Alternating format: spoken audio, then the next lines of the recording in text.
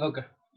So basically, we are starting with concept of species we did. So we are going for the now taxonomic hierarchy. जो भी हमने पढ़ा था ना उसको डिटेल में समझने की कोशिश करते हैं. So we are going for taxonomy now. See, we will go from basic. So very basic is nothing but it is species. In species, everyone is bound to have same characteristic. So there are some species which I would like to mention. One is called as Sinensis. Then we have Esculentus. Okay, so these are different species, you know. So we have Sinensis, we have Esculentus, we have Cannabis. All these are different species. But what happens, you know, a group of species that will show some similar characteristics, basically they are included under one genus. So I can put it in this way that Sinensis, Esculentus, Cannabis, all these are included in one genus, and that genus is Hibiscus. So we can say Sinensis, or in fact, now if you don't want to use this word Sinensis, you can add one more word that is called as Rosa Sinensis. Okay, because there is also a technical word to it, so you can, instead of calling it as Sinensis,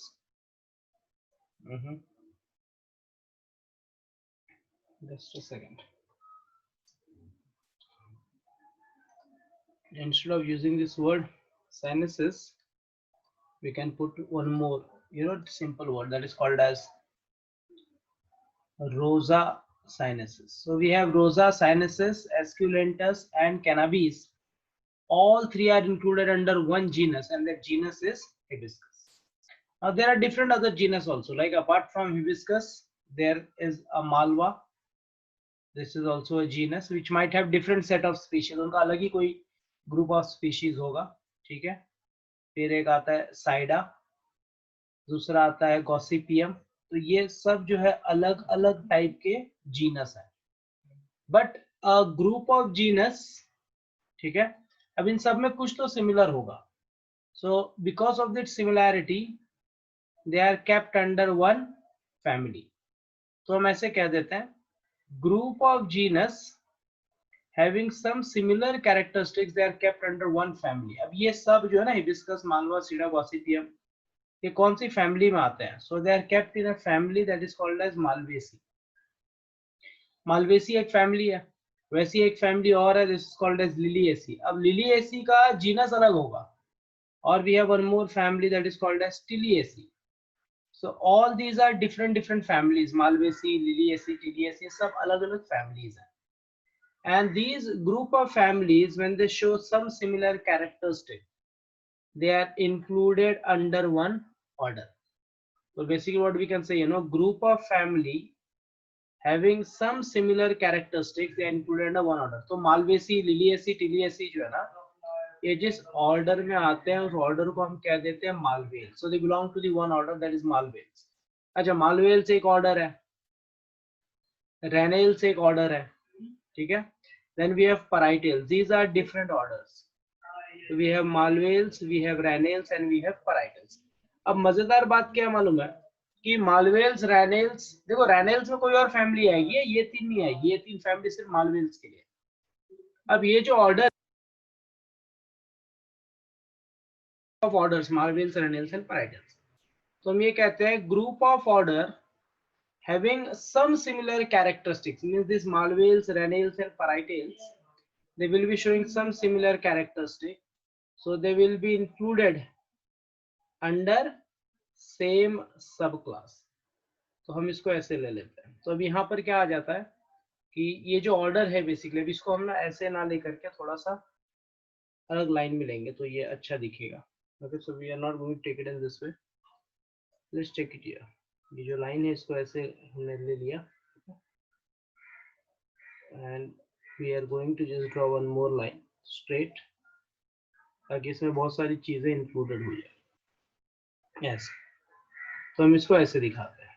so what we can say, you know, group of order having some similar characteristic, they will be kept in the same sub class. अब ये जो अभी आपने पढ़ा, मालवेल्स, रेनेल्स, पराइटेल्स, ये सब order है, ठीक है, and they are kept in one subclass. अब कौन से सब क्लास में रखा गया है? So we can say that they all belong to the subclass of Polypetalae, ठीक है। ये जो है basically these all three, you know, malveals, renals and parietales, they belong to a common subclass, that is polypetale.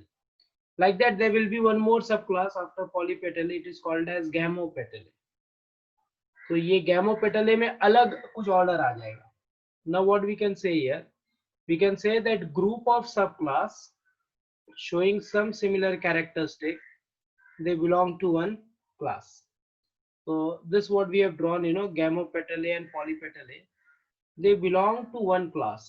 Now the point is to which class? So we can say they belong to dicotyledonnae. ये चीज, ये word आपने कहीं ना कहीं तो पढ़ी होगी, dicotyledonnae and monocotyledonnae. Yes or no? Have you studied this? हाँ, प्लांट्स में। हाँ, प्लांट्स में, तो वहां से ये आ जाता है, ठीक है। तो हम क्या करते हैं, ये जो पॉलीपेटले गैमोपेटले है, ये एक क्लास को बिलोंग करता है और उस क्लास को हम कह देते हैं डाइकोटिलिडोने। और ये डाइकोटिलिडोने में पॉलीपेटले और गैमोपेटले आते हैं। वैसे ही डाइकोटिलिडोने का एक भाई भी होता है, क्या नाम है उसका? Monocotyledonae. So we have this.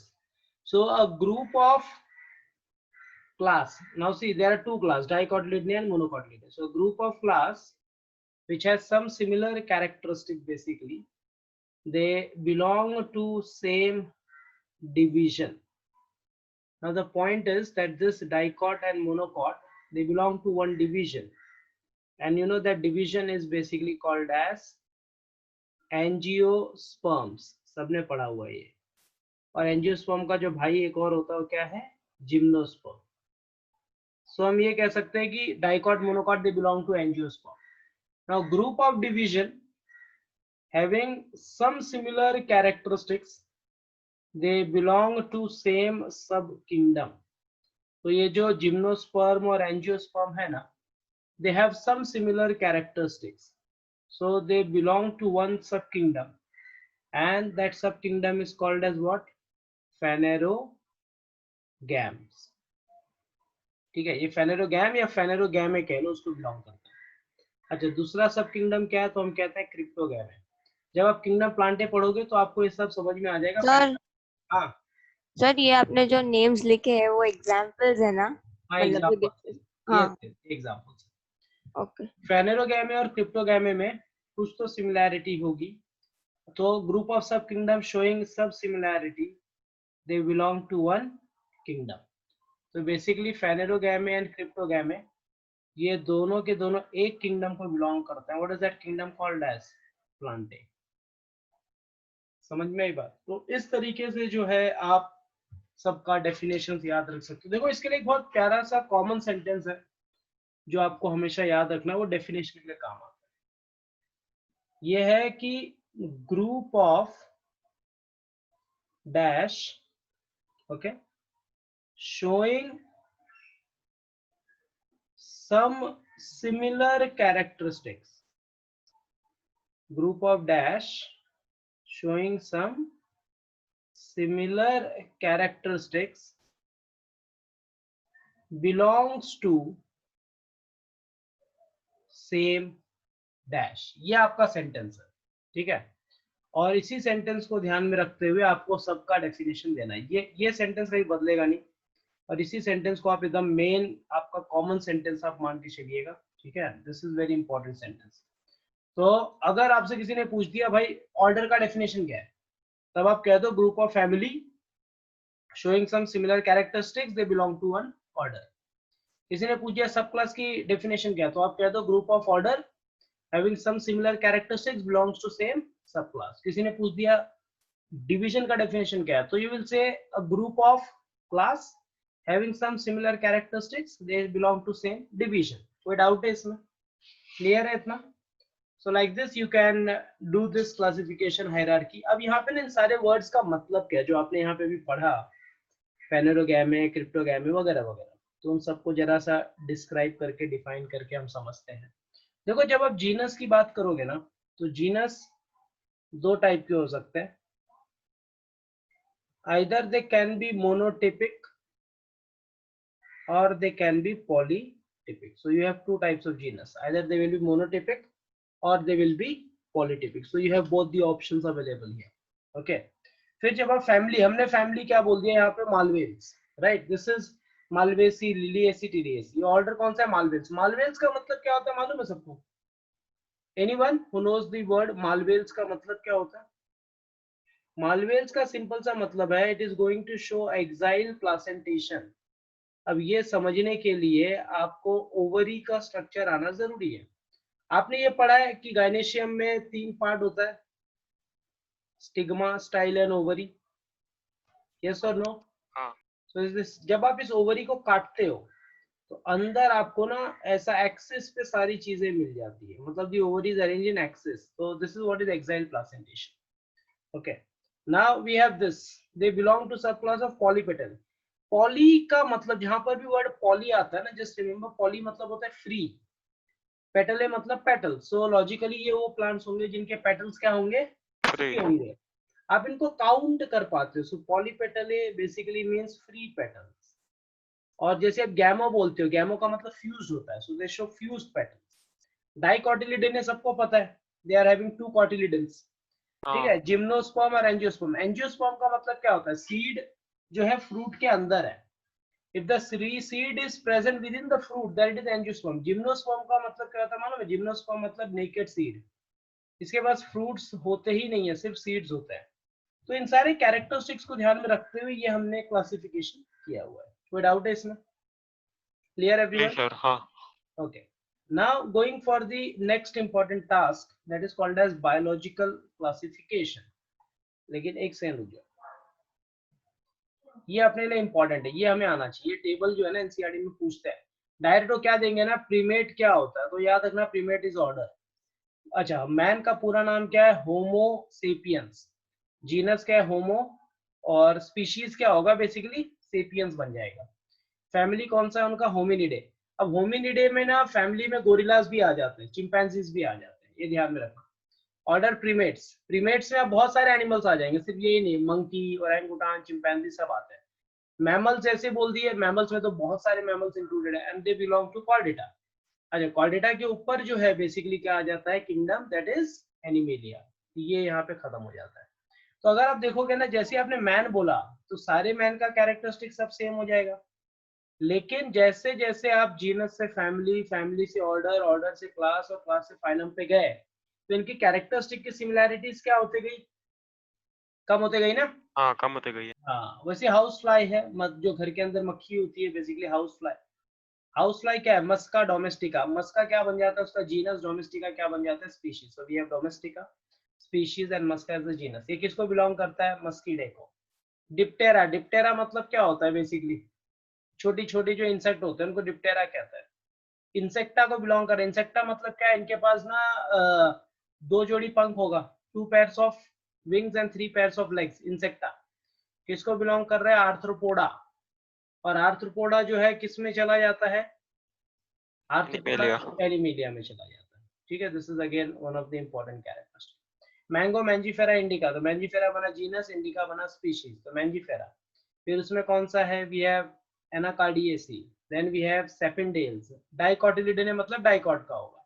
Angiosperm में मतलब सीड जो है फ्रूट के अंदर है, and they belong to what? तो we can say they belong to phanerogams. और फेनेरोगैमे किसको बिलोंग करता है? तो हम कहते हैं किंगडम प्लांटेको. फिर वीट है. वीट का साइंटिफिक नेम क्या है? Triticum aestivum. ट्रिटिकम बना जीनस, एस्टिवम बना स्पीशीज. फैमिली क्या है? Poaceae family. Order it is Poales. और क्लास क्या है? मोनोकॉटिलिडने. फाइलम डिवीजन क्या है? एंजियोस्पर्मे है. तो all these are included under this. कोई डाउट है इसमें? क्लियर है? ठीक है. अभी यहाँ पर ना कुछ चीजें और हमें समझनी होंगी, वो है टैक्सोनॉमिक एड्स क्या होता है. ठीक है. We have different different taxonomic aids. We have to study what is herbarium. ठीक है. टेक्सोनॉमिक एड, हर्बेरियम, फिर botanical garden, museum, zoological park, key, और ये सब फ्लोरा, मैनुअल, मोनोग्राफ, ये सब हमें पढ़ना है। ठीक, अब यहाँ पर जो है ना ये सारे टर्म्स हैं छोटे छोटे, तो जो सबसे पहला वर्ड पे हम फोकस कर रहे हैं वो हर्बेरियम। हर्बेरियम बेसिकली जो है सिंगुलर है, तो जैसे आप प्लूरल की बात करोगे इट बिकम्स हर्बेरिया। इसको सबसे पहला नाम किसने दिया था? So there was scientist in the name of Pitton de Tournefort. उसने जो इसके बारे में बताया, he wrote a book and the book was called as Elements. Elements के अंदर उसने हर्बेरियम के बारे में बात किया। और जो आर्ट था, मतलब हर्बेरियम बनाना जिसने स्टार्ट किया, basically it was initiated by Italian taxonomist, और इसका नाम है लुका गिनी। लुका गिनी जो है ये भाई 1499 से 1556 तक ये बंदे ने सारी हर्बेरियम के बारे में बताया। अब आपको समझना ही होगा कि हर्बेरियम होता क्या है, क्योंकि आप हर्बेरियम के बारे में तो समझ ही रहे हो जो मैं बताने की कोशिश कर रहा हूँ। But the point is what exactly you mean by this. देखो क्या होता है मालूम है, जैसे मान लो कोई एक प्लांट मिल गया, ठीक है, अब इस प्लांट को स्टडी करना है तो आपको लॉजिकली ये करना पड़ता है कि आप उसके एरिया पे जाओ जहाँ पे प्लांट ग्रो हो रहा है, you have to visit that plant to study. पर मान लो आपको इस प्लांट को स्टडी करना है, बट ये सीजन नहीं है इस प्लांट का, ठीक है, और तुम्हें क्या पता कौन सा प्लांट कौन कंट्री के कौन से कॉर्नर पे पाया जाता है। तुम्हें ये बिल्कुल भी नहीं मालूम होगा कि बॉम्बे में कौन सी प्लांट है, या महाराष्ट्र में, या लखनऊ में, या हिमाचल प्रदेश में कौन से प्लांट्स मिलते हैं। तो उन सारे प्लांट्स के बारे में स्टडी करने के लिए तो आपको ना एक सेंटर पे विजिट करना होता है जिसका नाम है हर्बेरियम सेंटर। और हर्बेरियम सेंटर पे जब आप जाते हो तो आप क्या करते हो, आपके पास ऑप्शन होता है, या तो प्लांट का आप स्पेसिमेन दिखा दो कि भाई ये प्लांट का सैंपल है, आप इसको देख के बताओ इसके बारे में कहाँ मिलता है, या तो आप क्या कर सकते हो, उसका क्या दिखा दो, फोटो। और फिर हर्बेरियम सेंटर पे जब आप जाते हो, स्पेसिमेन देख करके, फोटो देख करके, वहाँ का जो बंदा होता है वो निकाल करके उसका एक फोटो, मतलब एक हर्बेरियम जो होता है बेसिकली वो एक इस तरीके से एक पेपर पे रहता है, तो वो उसको निकालेगा और उसके बारे में सारे इंफॉर्मेशन आपको देगा, तब जाकर के आप उसके बारे में स्टडी कर पाते हो। लेकिन क्वेश्चन ये नहीं है, क्वेश्चन ये है कि ये हर्बेरियम बनता कैसे। The point is how herbarium is prepared. अब बहुत ध्यान से समझना, क्योंकि इसे हमने बहुत बनाया हुआ है, बहुत मतलब 3-4 बार तो बनाया ही हुआ है, ठीक है। How herbarium is prepared, this is the question. So what you do, ये जो प्लांट का सैंपल है ना आपके पास, इस प्लांट सैंपल को लेने के बाद आप ऐसा तोड़ना है कि छोटा सा सैंपल है, ज्यादा बड़ा सैंपल ना आ जाए, ठीक है। छोटा सा एक प्लांट का सैंपल ले लो जिसमें उसका, जहां तक कोशिश करो कि उसका लीफ आ जाए, ठीक है, थोड़े बहुत उसके स्टेम आ जाए, अगर हो सके छोटा है तो उसका फ्लावर आ जाए, और ज्यादा छोटा है तो रूट के साथ आ जाए। वो सारी चीजें, मतलब जब आप प्लांट सैंपल उठाओ तो मैक्सिमम चीजों को कवर करने की कोशिश करो, या फिर जितना आएगा उतना आप ले लो। अच्छा, ये प्लांट सैंपल को लेने के बाद आप क्या करोगे मालूम है, you are going to dry it, उसको सुखाओ, ड्राई इट अंडर न्यूज़पेपर। क्या करने का, उसको लेकर के प्लांट सैंपल को आप न्यूज़पेपर के बीच में दबा के रख देते हो, ठीक है। दबा के आपने रख दिया तो उसे जो है कुछ दिनों तक दबा के रखे रहो, 1 हफ्ते तक, तो सूखेगा धीरे धीरे। फिर आप उसको निकालो, निकालने के बाद क्या करो, इसको नए न्यूज़पेपर में डाल दो, ठीक है, क्योंकि अगर वही न्यूज़पेपर में कंटिन्यूअस रखे रहोगे ना तो प्लांट का जो वाटर निकलता है, वाटर, वो वाटर की वजह से न्यूज़पेपर में फंगस लग सकता है। तो आपको लॉजिकली क्या करना है कि फिर से नया न्यूज़पेपर लो, और ये ऐसे कम से कम 2 या 3 महीने तक ऐसे करते रहो, जब तक कि ये प्लांट जो है पूरा का पूरा क्या ना हो जाए, ड्राई ना हो जाए। यहाँ तक समझ में आ गई बात, क्लियर है इतना? हाँ।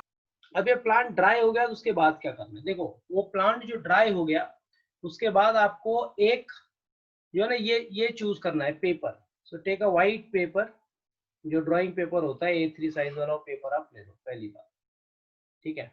अब वो पेपर लेने के बाद आप उसके ऊपर क्या करोगे कि वो जो प्लांट आपका सूख गया है उस प्लांट को ऐसे ही आप रख देते हो, ठीक है, ये इस तरीके से।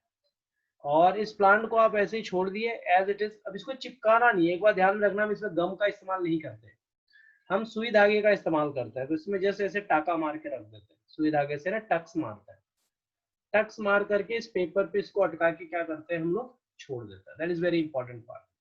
और उसके बाद आप क्या करते हो पता है, उसके बाद इसके ऊपर जो है केमिकल्स का इस्तेमाल करते हो, so you are going to use certain chemicals. अब आप कोई भी केमिकल ले लो, ठीक है, चाहो तो सिल्वर नाइट्रेट ले लो, ठीक है, you can make use of silver nitrate, या फिर कोई भी केमिकल यूज कर लो, या तो क्लोरोफॉर्म ले लो। ये सारी चीजें सिर्फ इसलिए ली जाती हैं, कॉटन में लेकर के ना इसके ऊपर थप्पा थप्पा लगा दिया जाता है। इसे हम क्या कहते हैं मालूम है? पॉइजनिंग। ये जो आप क्लोरोफॉर्म लगा रहे हो इसको एक्चुअली पॉइजनिंग किया जाता है, ताकि इसके ऊपर कभी भी कोई कीड़ा आके अटैक ना करे, कोई इसको खाए नहीं। समझ में आ गई बात? तो कीड़ा वीड़ा लग जाएगा तो क्या होगा, आपका प्लांट खत्म हो जाएगा ना।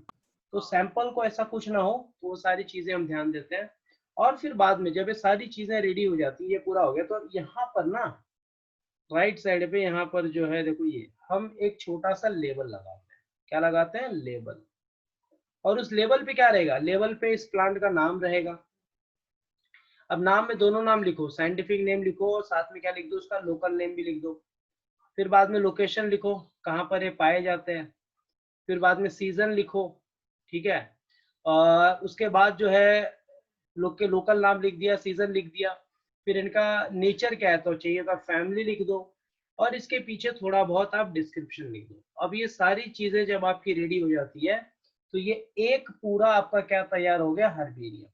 ये एक हर्बेरियम आपका रेडी होता है, और इसी हर्बेरियम को फिर आप लैमिनेट कर दो और अच्छे से उसको संभाल के रख लो, ठीक है। और ये तुम्हारा हर्बेरियम रेडी हो गया। समझ में आया बात? क्लियर है? हाँ सर। ठीक है। अभी देखो ये जो लेबल हमने यहाँ लगाया, सो लॉजिकली लेबल जो है ना हमेशा राइट साइड पे लगाया जाता है। ये जस्ट रिमेंबर दिस, मैंने लेफ्ट पे कर दिया क्योंकि मिरर इमेज के हिसाब से लिया था मैंने, but remember it is always attached on the right side. अब पॉइंट ये आता है, अब देखो जो हमने पढ़ा उसके बारे में देख लेते हैं। तो ये हमने बता दिया, ठीक है। तो क्या क्या लिखते हो आप उस पर? डेट लिखते हो, प्लेस लिखते हो, कलेक्शन लिखते हो, कब आपने लिया, फिर उसका क्लासिफिकेशन लिखते हो, फिर इकोलॉजिकल रोल उसका क्या वो लिख देते हो। और सब कुछ लिखने के बाद you right the local names, ठीक है। और जो आपने कलेक्ट किया तो अपना नाम लिख दो चाहिए तो। और ये जो भी इंफॉर्मेशन आप लिखोगे कहाँ पे होगा? Lower right corner of the sheet. और जो right corner of the sheet पे आप नाम लिखते हो उसे हम लेबल का नाम देते हैं। कोई डाउट है इसमें? Understood what is herbarium? हाँ। ऐसे बहुत सारे हर्बेरियम है, बहुत सारे। मुंबई में ब्लैटर्स म्यूजियम में हर्बेरियम है, ठीक है। नेशनल हर्बेरियम होता है, इंटरनेशनल हर्बेरियम होता है। देखो हर्बेरिया स्टार्ट कहाँ से होता है? पहला तो लोकल हर्बेरिया सेंटर स्टार्ट होता है, लोकल के बाद स्टेट हर्बेरिया सेंटर आता है, स्टेट के बाद जो है नेशनल हर्बेरियम सेंटर आता है, नेशनल के बाद क्या होता है? इंटरनेशनल हर्बेरियम सेंटर आता है। अब मान लो आपको कोई एक प्लांट पढ़नी है, आपको नहीं पता वो इंडिया में कहाँ पाया जाता है, तो आप क्या करते हो? Basically you visit to the national herbarium centre. वहां जाकर के आप उस प्लांट के सैंपल को दिखाओ, और जब आप उस प्लांट के सैंपल का फोटो या कुछ भी दिखाते हो तो वो इंसान उसे पहचानता है और बोलता है कि भाई ये इस स्टेट में इस जगह पे मिलेगा। तो आप उस जगह पे चले गए लोकल हर्बेरिया सेंटर में, और उस इंसान को फिर वो प्लांट दिखाते हो, तो वो बताता है एक्चुअल लोकेशन कि ये कहाँ पर ग्रो हो रहा है। और फिर जाकर के आप उस प्लांट के बारे में जितना स्टडी करना चाहो तो कर सकते हो। कोई डाउट है इसमें? Understood about herbarium everyone? Okay. Next क्या है? हिस्ट्री के बारे में बात कर ले। तो अभी हमने पढ़ाई था basically, see in 1954, sorry not 1954 यार, इन 1543 सबसे पहला जो बोटेनिकल गार्डन वर्ल्ड का बना था, इसको इटालियन प्रोफेसर जिसका नाम है लुका गिनी, उन्होंने एक पिसा इटली में बनाया। तो just remember this, first botanical garden, first सबसे पहला बोटेनिकल गार्डन अगर इस दुनिया में कहीं बना है तो कहाँ बना? ये पिसा इटली। और botanical garden eight Q in England, ये भी एक है। पर इंग्लैंड वाले में क्या है? इट हैज लार्जेस्ट कलेक्शन, बहुत ज्यादा कलेक्शन है, more than 30,000 specimens, they are preserved plants and more than 7 millions of herbaria। समझ में ये बात? तो अब इसमें दो क्वेश्चन उठ के आता है। अगर आपसे किसी ने पूछा भाई फर्स्ट बोटेनिकल गार्डन किसने एस्टेब्लिश किया, तब आप कह देगो प्रोफेसर लुका गिनी, उन्होंने किया। फिर कहाँ पे किया? तो आप कहते हो पिसा इटली, ठीक है। दूसरा पॉइंट में आता है कि भाई लार्जेस्ट जो है बोटेनिकल गार्डन कौन सा है, तब आप कह दोगे it is at Kew England, और it is known for its largest collection of more than 30,000 specimen preserve plants and herbaria. देखो बहुत सारे जैसे जो एनिमल्स भी होते हैं ना, कभी कभी तो एनिमल्स को भी प्रिजर्व किया जाता है। आपके पास दो ऑप्शन होता है, एनिमल्स को पहले सुखा दिया जाता है, ड्राई करके उसको स्टफ करते हैं। ठीक है, स्टफ करने का मतलब क्या होता है, उस एनिमल का अंदर का सारा इंटेस्टाइन इंटेस्टाइन सब कुछ निकाल देते हैं। जो आपने कभी अगर म्यूजियम वगैरह विजिट किया हो तो उसमें जो टाइगर लायन वगैरह रखा रहता है, तो अंदर कुछ नहीं होता, अंदर पूरा भूसा भरा रहता है, इट्स अ ड्राइड वन, उसको स्टफ करते हैं। यहाँ तक कि उसकी आंखें भी निकाल के ना उसमें मार्बल्स बैठा देते हैं। ठीक है, वो वाली बात हो जाती है। लेकिन कुछ एनिमल्स ऐसे होते हैं जो आप ड्राई या स्टफ नहीं कर सकते, तो अगर तुमने देखा उसको बॉटल में प्रिजर्व करते हैं, और उस बॉटल के अंदर एक लिक्विड होता है, देखा है? हाँ, sterile liquid. There is a liquid. अब इस लिक्विड का नाम क्या है, जिस लिक्विड में प्रिजर्व किए जाते हैं उसका नाम है फॉर्मलिन।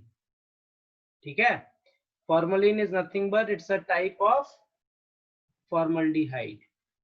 तो उस फॉर्मलिन के अंदर जो है, आपको जो एनिमल हो, चाहे आपको चूहा प्रिजर्व करना है या कुछ भी प्रिजर्व करना है, उसके अंदर हम लिक्विड में प्रिजर्व करके रखते हैं। सो एनिमल्स को ऐसे किया जाता है। प्लांट्स को ड्राई करके हर्बेरियम की तरह प्रिजर्व किया जाता है। अगर हर्बेरियम की तरह प्रिजर्व नहीं कर पाओगे तो आपको क्या करना पड़ेगा, उसे लिक्विड फॉर्म में प्रिजर्व करना पड़ेगा। So this is what we should know for the history. कोई डाउट इसमें? क्लियर? हाँ। अच्छा, नेक्स्ट जो वर्ड है वो है म्यूजियम। अब आप सबको पता है म्यूजियम क्या होता है, ठीक है, आप सब बहुत बार म्यूजियम गए भी हो। सो म्यूजियम जो है basically it's a place where collection of preserved plants and animal specimens are kept, museum में। ठीक है, जैसे प्लांट और एनिमल स्पेसिमेन देखो, जो मैंने कहा फॉर्मलिन में रखा जाता है। What is formalin? तो 10% to 40% ऑफ फॉर्मल्डिहाइड। 10% क्या होता है मालूम है? 10% फॉर्मल्डिहाइड बनाने का सिंपल सा लॉजिक ये है कि आप 1 लीटर के अंदर, जैसे मान लो 1 लीटर पानी ले लो, ठीक है, और उसके अंदर 100 ml क्या डाल दो, फॉर्मल्डिहाइड, तो ये 10% बन जाएगा। बराबर है कि नहीं? ये सुनो, 40% करना होगा तो 400 ml डाल दो आप, उस तरीके से चीजें बन के आपकी रेडी हो जाती है। अच्छा, ये इसको ट्रांसपेरेंट जार में रखा जाता है। फिर जार के ऊपर क्या लगा देते हैं हम लोग, लेबल। लेबल लगा के उसका साइंटिफिक नेम, उसका कॉमन नेम, उसका डिस्क्रिप्शन लिखते हैं। अच्छा, ज्यादा बड़ा एनिमल रहा जैसे बर्ड्स या मैमल्स, तो उसको तो जार में नहीं रख सकते ना, तो उसको स्टफ किया जाता है, भूसा भर के उसको प्रिजर्व किया जाता है। और ये जो साइंस है which is dealing with this, it is called as taxidermy. Taxidermy is that branch of science which deals with the preservation of the animals and the plants. ये बात आप ध्यान रखिएगा। स्पेसिमेंस को ड्राइड फॉर्म में भी रखा जाता है म्यूजियम में, और सिस्टमैटिक कलेक्शन मिलता है शेल का, स्केलेटन एनिमल्स का, इंसेक्ट को छोटे छोटे बॉक्सेस में रखा जाता है। और यही बायोलॉजिकल म्यूजियम क्या बनता है, एजुकेशनल इंस्टीट्यूट, जो रेफरेंस के लिए यूज किया जाता है। तो अगर आपसे कोई पूछा म्यूजियम क्या है, तो म्यूजियम में हमेशा मरे हुए जानवर रखते हैं, जिंदा जानवर नहीं रखा जाता। जिंदा जानवर किस में रखोगे, नेशनल पार्क में। समझा? क्लियर है इतना? Okay, going towards the next topic, that is called as zoological park. अब जैसे आप जूलॉजिकल पार्क की बात करोगे, तो जूलॉजिकल पार्क अपने बॉम्बे में देखो, रानी बाग है, Jija Mata Udyan, so that is a zoological park. Zoological park is normally called as zoo. यहाँ पे ये इंटरेस्ट है कॉमन मैन का, इंसान जाना यहाँ पसंद करता है। जू में जो है वाइल्ड एनिमल को रखा जाता है कैप्टिविटी। कैप्टिविटी क्या होता है मालूम है? उसको नकली ऐसा जंगल जैसा एनवायरनमेंट दे देते हैं, बस, that is what is captivity. उसको ज्यादा मूवमेंट नहीं है, बट ऐसा नॉर्मल रूम में नहीं रखते, they keep it in a garden type area, या फिर छोटा सा केज बनाएंगे तो उसके अंदर ट्रीज वगैरह दे देंगे, सारी चीजें दे देंगे, that is captivity, artificial area. ठीक है, उसको वहां पे प्रोटेक्ट किया जाता है, उनका ध्यान रखा जाता है, खाना दिया जाता है, conditions they are that is provided similar to habitat. इसको एक्स सितु कहते हैं। एक बात याद रखना, दो वर्ड आता है, एक वर्ड है इन सितु, दूसरा वर्ड क्या है, एक्स सितु। तो जैसे ही मैं इन सितु कह दूंगा, इन सितु मतलब हो जाता है उसके एक्चुअल हैबिटेट है, मतलब उसको जंगल में ही छोड़ दो, जहां से पकड़ा शेर को वहीं जंगल में छोड़ दो, तो इन सितु बन जाता है। लेकिन हमने शेर को पकड़ा और उसको ला करके जू में रख लिया, केज में, तो उसे कहेंगे एक्स सितु। समझा? Man made habitat. हाँ, एक्स सितु मतलब man made habitat. Yes, ex situ means man made habitat. In a zoo naturalist can study food habitat and behaviour of animal, उसको पढ़ने के लिए रखा जाता है। अब पढ़ने के लिए भी बहुत सारी चीजें ध्यान में रखी जाती है, फ्लोरा क्या होता है, मैनुअल्स क्या होता है, मोनोग्राफ क्या होता है, कैटलॉग क्या होता है। ये बहुत इंपॉर्टेंट टूल्स हैं और इन सारे टूल्स को हमें डिटेल में पढ़ना है. What do you mean by this word flora? Then we have the word manual, then we have the word called as monograph, then we have the word that is called as catalog. ये सारी चीजें हमें पढ़नी, ये important है, MCQ में आता है. अब सवाल ये उठता है कि भाई ये क्या है, तो जरा देख लेते हैं. सबसे पहला फ्लोरा की बात आ गई. What is flora? फ्लोरा, देखो फ्लोरा और फाउना दो लिविंग एलिमेंट्स हैं. फ्लोरा में हमेशा याद रखना हम सारे क्या इंक्लूड करते हैं? Plants. The moment I talk about fauna, हम उसमें क्या इंक्लूड कर देंगे? सारे के सारे एनिमल्स. सो रिमेंबर, फ्लोरा और फाउना में बेसिकली क्या आ जाते हैं? सारे प्लांट्स और एनिमल्स आते हैं. हाँ. फ्लोरा क्या? Flora is the plant life occurring in a particular area और टाइम. ठीक है. अच्छा, मोनोग्राफ क्या होता है? अब ये भी एक वर्ड है, अब इसको और आगे भी पढ़ोगे आप, don't worry. Monograph describe any one selected biological group whereas, ठीक है, कोई एक ग्रुप को आप पढ़ोगे तो मोनोग्राफ कहलाएगा. मैनुअल क्या होता है? Manual simply means that provides the information. ठीक है. जैसे आपने फोन खरीदा, ठीक है, तो फोन के अंदर जो है, जैसे फोन खरीदना एक फ्लोरा हो गया मान लो. ठीक है. It's a phone life at that particular time. अब फोन को जब आप ओपन करते हो तो उसके अंदर उसका लोगो रहता है. देखो ओप्पो ले लो, वीवो ले लो, जो भी ले लो, वो क्या बन गया? मोनोग्राफ हो गया. मोनोग्राफ मतलब वो डिस्क्राइब कर रहा है कि आपने कौन सा सिलेक्टेड फोन खरीदा है. जैसे एप्पल खरीद लिया तो एप्पल बन गया. ठीक है. फिर उसके बाद जब उस बॉक्स को खोलते हो तो अंदर उसको क्या मिलता है? आपको मैनुअल मिलता है. अगर आपने मान लो आईफोन 6x खरीदा है या X Pro खरीदा है, जो भी खरीदा होगा, तो उस मैनुअल में खाली उसी पर्टिकुलर फोन के बारे में इंफॉर्मेशन रहेगा. यस और नो? हाँ. सारे एप्पल के फोन के बारे में इंफॉर्मेशन रहेगा क्या उसमें? नहीं नहीं. नहीं. तो वो मैनुअल है. फिर मैनुअल के बाद एक वर्ड आता है की.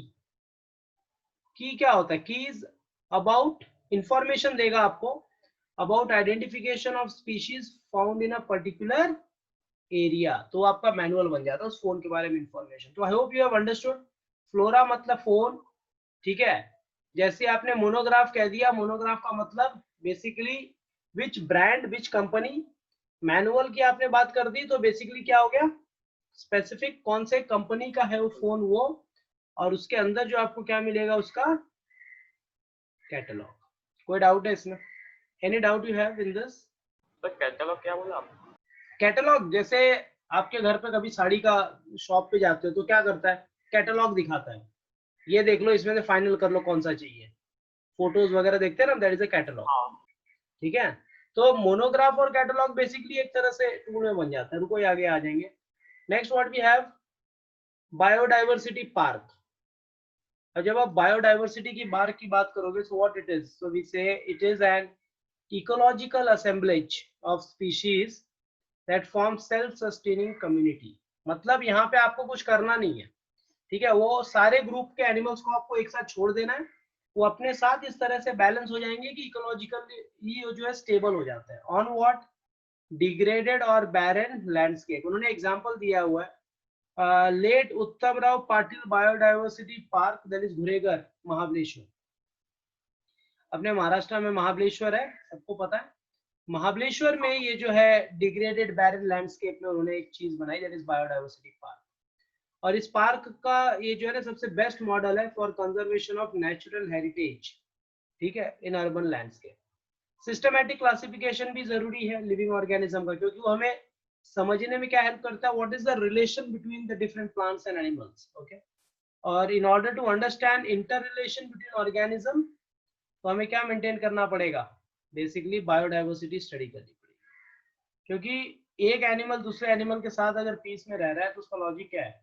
It is just because they are knowing that we both are equally important on this earth. Yes or no? ठीक है सबको? ये बायोडाइवर्सिटी पार्क क्या हो गया? क्लियर? हाँ. Okay. Let's see the next. की जो हमने अभी बात की थी थोड़े टाइम पहले. ठीक है. की के बारे में कोई पूछा तो पहला कह दो भाई ये एक टेक्सोनॉमिकल एड है जो टेक्सोनॉमी पढ़ने के काम में आता है. तो क्लासिफिकेशन करने के काम में आएगा प्लांट्स और एनिमल्स के लिए. की जो है किस पे बेस्ड है? तो हम कहते हैं कॉन्ट्रास्टिंग कैरेक्टर, सिमिलैरिटीज और डिफरेंसेस पे. अच्छा, one of the contrasting characters get accepted and other one gets rejected. अब देखो की में मान लो हमने दो सेंटेंस दे दिया, sentence 1 and sentence 2, contrasting characters. तो इसमें से एक को हम एक्सेप्ट करते हैं और एक को क्या करते हैं, रिजेक्ट कर देते हैं। तो जो की जो है रिजेक्ट हो जाता है, द स्टेटमेंट, जो स्टेटमेंट 1 और 2 दिया गया है, it is called as what, it is called as lead. समझ में आया बात? Normally keys are analytical in nature, तो आप उसे एनालाइज कर सकते हो। जैसे एक एग्जांपल मैं देता हूँ, ठीक है, एक एग्जांपल ये दे देते हैं, जैसे सुनील इज अ टीचर, ठीक है, ये एक पॉइंट हो गया। और दूसरा जो सेंटेंस दे लेते हैं, सुनील इज अ बॉय, ठीक है, ये बॉय वर्ड थोड़ा अजीब लगता है, सुनील इज अ मैन, ठीक है, ये हम ले लेते हैं। तो अब ये दो सेंटेंस दोनों के दोनों क्या कहलाएंगे, basically both are called as lead, ये की है दोनों के दोनों। लेकिन इन दोनों में से अगर मैं आपको बोलूं एक सेंटेंस को अप्रोप्रिएटली एक्सेप्ट करो, तो किसको एक्सेप्ट करोगे आप, जो बहुत सही हो सकता है? फर्स्ट वाला कैसे? ये तो तुम्हारे लिए हो गया ना एप्लीकेबल। हाँ, सेकंड वाला। सेकेंड वाला ये किसी भी कीमत पे चेंज नहीं होगा। हाँ, तो हम लीड में क्या करते हैं, एक को एक्सेप्ट कर देते हैं, एक को रिजेक्ट कर देते हैं। तो इसको हम रिजेक्ट कर देंगे भाई, क्योंकि अभी वो पढ़ा रहे इसलिए टीचर हैं, पर कभी खाना बनाएंगे तो कुक बन जाएंगे, कभी पेंटिंग करेंगे तो पेंटर बन जाएंगे, मतलब ये चीजें बदल सकती हैं। तो जो ज्यादा एप्लीकेबल हो वो एक्सेप्ट करना है, यस, रेस्ट ऑल रिजेक्ट कर देना। So normally keys analytical in nature, let us study about classification, हो जाने दो, नेक्स्ट चैप्टर में हम पढ़ेंगे। बट की क्या है समझ में आ गया एवरीवन? हाँ। तो की में से हमेशा याद रखना, एक सेंटेंस को हम हमेशा लेते हैं और दूसरे सेंटेंस को एलिमिनेट कर देते हैं, और दोनों सेंटेंस जो आपको स्टेटमेंट मिलता है की में, उसको लीड का नाम दिया जाता है। अच्छा, अभी देखो ये जो फ्लोरा वगैरह अभी हम पढ़ रहे थे उसी से रिलेटेड है। So let's complete this task. See flora manuals, monograph, catalogues, तो ये याद रखना, it is FMAMOCA, okay? So just remember this: flora, manual, monograph and catalogs. These are the recordings, other means of recording descriptions. ये एक अलग तरीका है। They also help in correct identification. Flora क्या होता है, तो आप ये कह सकते हो कि flora, it contains the actual account of habitat and distribution of plants, ठीक है। फ्लोरा जो है दो मेन इंपॉर्टेंट चीज से डील कर रहा है, जिसको आपने क्या कह देना है, प्लांट से डील कर रहा है। अच्छा, दूसरा क्या बोल रहा है, दिस प्रोवाइड्स द इंडेक्स, ठीक है। फ्लोरा क्या प्रोवाइड करता है, इंडेक्स प्रोवाइड करेगा प्लांट को, स्पीशीज को, for a particular found in particular area. फिर आता है मैनुअल्स। तो manuals are useful in providing what, information for identification of names of species found in the area. आपने प्लांट्स कह दिया फ्लोरा, पर कौन सा प्लांट, तो वो आपको किससे मिलने वाला है, मैनुअल से मिलेगा। मैनुअल देखो आप, ठीक है, जैसे मैंने कह दिया, उसको बाद में समझाता हूँ, रुक जाओ। फिर लास्ट में क्या आता है, बेसिकली मोनोग्राफ। मोनोग्राफ में क्या होगा, monograph contains the information of any one taxon, तो ये आपका मोनोग्राफ बन जाता है, ठीक है। और कैटलॉग क्या होता है, basically it's overall detail structure. जैसे आपने कह दिया आपको फोन चाहिए, तो फोन आपका फ्लोरा बन जाता है। फिर कौन सा फोन चाहिए, तो आप कह दोगे आईफोन चाहिए, तो ये आपका क्या बन जाएगा, बेसिकली मैनुअल।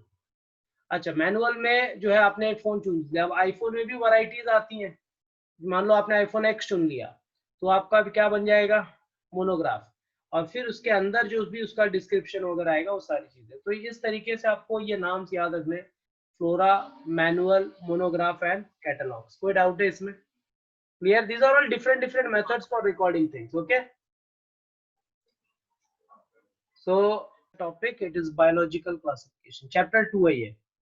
अब चैप्टर 1 आप पढ़ लेना, बाद में नहीं बोलना सर हमने नहीं पढ़ा, पहले ही कह रहा हूँ, क्योंकि नेक्स्ट लेक्चर में इसके एमसीक्यूज के तो फिर न्यू चैप्टर नेक्स्ट लेक्चर में ही चालू करो ना। ये नया चैप्टर नहीं है, ये तुम्हारे लिए नया चैप्टर है, but actually it's a continuation of, for me it is continuation, it is not a new chapter, okay. जब आप बायोलॉजिकल क्लासिफिकेशन की बात करोगे, तो क्लासिफिकेशन को अलग अलग किंगडम्स में बांटा गया है। सबसे पहला जब क्लासिफिकेशन स्टार्ट हुआ ना, तो ये साइंटिस्ट ने 2 किंगडम क्लासिफिकेशन पढ़ा, क्योंकि शायद तभी उसको ये नहीं पता था कि भाई बैक्टीरिया भी दुनिया में एग्जिस्ट करते हैं, क्योंकि दिखने में तो प्लांट और एनिमल दो ही दिखते थे। तो इसने 2 किंगडम क्लासिफिकेशन दिया, और इस साइंटिस्ट का नाम क्या मालूम है, is called as Linnaeus, Carolus Linnaeus, the father of taxonomy. Linnaeus ने क्या बोला, इस दुनिया में दो ही टाइप के किंगडम्स हैं, तो उन्होंने एक को क्या कह दिया, किंगडम प्लांटे, और दूसरे को क्या कह दिया, किंगडम एनिमेलिया। फिर आगे चल के थोड़ा सा और मॉडिफाई किया गया कि भाई नहीं, टू किंगडम क्लासिफिकेशन नहीं, बैक्टीरियाज वगैरह को भी हमें जगह देना पड़ेगा, ठीक है, अमीबा वगैरह को कहाँ रखोगे, तो इसको चेंज करके क्या बनाया गया, थ्री किंगडम क्लासिफिकेशन। और जैसे ही इसको थ्री किंगडम क्लासिफिकेशन में लिया गया, तो again there is a scientist who talked about this, his name is Haeckel, ठीक है, हैकल नाम है बंदे का, EH हैकल के नाम, अर्नेस्ट हैकल, ठीक है। तो हैकल ने क्या कह दिया कि हम इसको क्या करते हैं, तीन किंगडम में डिवाइड कर लेते हैं। तो उसने बोला कौन कौन सा, तो इन्होंने सबसे पहला कह दिया, let's take it as kingdom protista, ठीक है। किंगडम प्रोटिस्टा के बाद क्या लिखेंगे हम लोग, किंगडम प्लांटे, और तीसरा किंगडम क्या दे देंगे, किंगडम एनिमिलिया। तो इस तरीके से जो है अर्नेस्ट हैकल ने थ्री किंगडम क्लासिफिकेशन दिया। लेकिन ये आगे और चेंज हो गया, और चेंज हो जाने के बाद जो है ना, फाइनली एक आ गया जिसे हमने कह दिया फाइव किंगडम क्लासिफिकेशन, ठीक है। कार्ल वूज ने थ्री डोमेन सिस्टम दिया था, ये बात याद रखना। ये फाइव किंगडम क्लासिफिकेशन को स्टडी करने के लिए जो साइंटिस्ट आए उनका नाम है रॉबर्ट विटेकर, ठीक है, इसको RH विटेकर भी आप कह सकते हो। तो रॉबर्ट विटेकर ने क्या कहा, जितने भी लिविंग ऑर्गेनिजम्स हैं हम उनको 5 किंगडम में बांटते हैं। एक किंगडम में बैक्टीरिया को डाल देंगे, ठीक है, और एक किंगडम में अमीबा वगैरह, पैरामीशियम वगैरह इनको डाल देंगे, और दूसरे किंगडम में जो है हम प्लांट, एक फिर फंजाई, फिर एनिमिलिया, ऐसे डालेंगे। तो उन्होंने बोला कौन कौन सा, तो उन्होंने कह दिया let's take the first kingdom to be kingdom monera, ये आपने स्कूल में पढ़ा होगा शायद। सेकेंड किंगडम जो है उन्होंने कह दिया किंगडम प्रोटिस्टा, ठीक है। थर्ड किंगडम जो उन्होंने कहा, it was basically kingdom Plantae.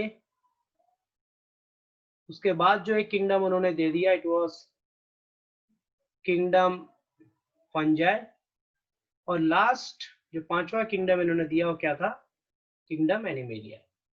तो इस तरीके से हमें 5 किंगडम का क्लासिफिकेशन मिला, एंड यू वोंट बिलीव ये अभी तक का वाइडली एक्सेप्टेड है, और इसी 5 किंगडम क्लासिफिकेशन को हमें डिटेल में पढ़ना है under the chapter of biological classification. कोई डाउट है इसमें, स्टार्ट करें पढ़ना, सब लोग हाँ बोल दो एक बार। देवियो आज तुम्हारा दिन है, बोलो हाँ ना तो बोल दो। सलोनी, टिशा, से यस और नो। अब जब तक तुम बोलोगे नहीं तब तक मैं, ऐसे पढ़ने वाले बच्चे बहुत कम मिलते हैं। चलो अब हम क्या कर रहे हैं, 5 किंगडम क्लासिफिकेशन बना रहे हैं। और ये डायग्राम अपने आप में ही एक महान डायग्राम है, it's one of the most important diagram. तो एक हमने ये बना लिया, ठीक है, दूसरा जो है हमने ऐसे ले लिया, मतलब ये इससे ये समझ में आ रहा है कि इस किंगडम से ये किंगडम आ गया, ठीक है। फिर उसके बाद हमने ये kingdom, this is the next kingdom which is going to come, so I put here third kingdom, ठीक है। उसके बाद इसी से जो है ये वाला भी किंगडम आया, और इसी से जो है ये वाला भी किंगडम आया है। सो लॉजिकली हमें एक बात तो यहाँ समझनी पड़ेगी कि ये मेन किंगडम ये है, इससे बाकी चीजें आई हैं, ठीक है। So let's start then and write something about this. जो सबसे नीचे वाला किंगडम है, जो सबसे पहला किंगडम है, आप उसे क्या कह दोगे, किंगडम मोनेरा। किंगडम मोनेरा जब थोड़ा सा इवॉल्व हो गया तो क्या बन गया, इट बिकेम किंगडम प्रोटिस्टा। और याद रखना प्रोटिस्टा में से ही कुछ प्रोटिस्टा इवॉल्व हुए, ठीक है, तो वो नए किंगडम को अराइज किए, जिसको आपने कह देना है किंगडम फंजाई। और इसी में से कुछ प्रोटिस्टा जो है उन्होंने इवॉल्व कर दिया किंगडम प्लांटे को, और इन्हीं में से कुछ जो है आगे चल के इवॉल्व कर दिए किंगडम एनिमेलिया को। तो ये बेसिक जो है चीजें हैं, और हमें समझना है कि इनमें डिफरेंस क्या है, what is a very basic difference between all this. तो इसको हमें और डिटेल में लेकर के स्टडी करनी है। So what I am going to do, I am going to just put it down ताकि हम काफी कुछ चीजें यहाँ पर लिख पाए, ठीक है, क्योंकि लिखना भी जरूरी है। So what I am going to do here, देखो अब बहुत ध्यान से समझना, ये सब बोर होके मत पढ़ो। किंगडम मोनेरा में जितने भी आते हैं सब प्रोकैरियोट्स आएंगे। प्रोकैरियोट्स मतलब ये बैक्टीरिया वगैरह आएंगे जिसके अंदर न्यूक्लियस नहीं होता। जैसे आप प्रोटिस्टा की तरफ चलोगे तो प्रोटिस्टा में सब के सब यूकैरियोट्स आएंगे, लेकिन वो क्या होंगे, यूनिसेलुलर यूकैरियोट्स। और जैसे आप यूनिसेलुलर यूकैरियोट्स बोल देते हो तो इस अकेले सेल को बेसिकली सारी चीजें करनी पड़ जाती है, ठीक है। तो इसे आप कह सकते हो complexity of cell, the cell is very complex here, एक सेल को सारी चीजें करनी है। और यही जो प्रोटिस्टा है और इवॉल्व हो गया फंजाई, प्लांटी और एनिमेलिया में, तो ये क्या बन गया, ये बन गया कॉम्प्लेक्सिटी ऑफ ऑर्गेनिज्म, ठीक है, यहाँ पे ऑर्गेनिज्म ज्यादा कॉम्प्लेक्स हो गया। अच्छा, इसको जो है आप क्या कह सकते हो, तो इन सबको आप ये कह सकते हो these all are multicellular eukaryotes, इन्हें हम मल्टी सेलुलर यूकैरियोट्स का नाम देते हैं। अब सवाल जो नेक्स्ट पॉइंट पे उठता ये है कि फंजाई, प्लांटी और एनिमेलियम, दो चीजें हमें पढ़नी है। सबसे पहला तो इनका मोड ऑफ न्यूट्रिशन क्या होता है, ठीक है, और मोड ऑफ न्यूट्रिशन के बाद आप जो है इनका क्या पढ़ने वाले हो, इकोलॉजिकल रोल, ये बात आपको याद रखने वाली बात है, ठीक है। तो हमें जो है बेसिकली पढ़ना है इकोलॉजिकल रोल। अच्छा, एक बात मुझे बताओ, फंगस सड़ी गली चीजें खाता है? यस। तो इसका मोड ऑफ न्यूट्रिशन एब्जॉर्प्शन हो जाता है, सड़ी गली चीजों को एब्जॉर्ब करेगा। अच्छा, किंगडम प्लांटे जो है क्या करता है, अपना खाना खुद बनाता है, तो इसको हम क्या कह देंगे, फोटोसिंथेसिस। और एनिमल दूसरे को मार के खाना खाते हैं, तो इनका मोड ऑफ न्यूट्रिशन क्या हो गया, इंजेक्शन। फिर पॉइंट ये उठता है कि इकोलॉजिकल रोल क्या है, तो ये फंगस जितने भी होते हैं उनका इकोलॉजिकल रोल क्या है, ये सब के सब डिकम्पोजर्स हैं।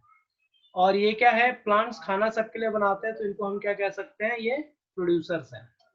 और ये क्या कहलाते हैं, दीज ऑल आर कंज्यूमर्स। कोई डाउट है इसमें? तो इस तरीके से आपका 5 किंगडम क्लासिफिकेशन चीजें स्टार्ट होती हैं, ठीक है। अब यहाँ से जो कहानी चेंज होगी वो अलग है। तो कैसे चेंज होता है, देखो अब यहाँ पे हम जो पढ़ने वाले हैं वो है क्राइटेरिया। विटेकर ने जब क्लासिफिकेशन स्टार्ट किया तो ही टुक सर्टेन क्राइटेरिया अंडर कंसिडरेशन।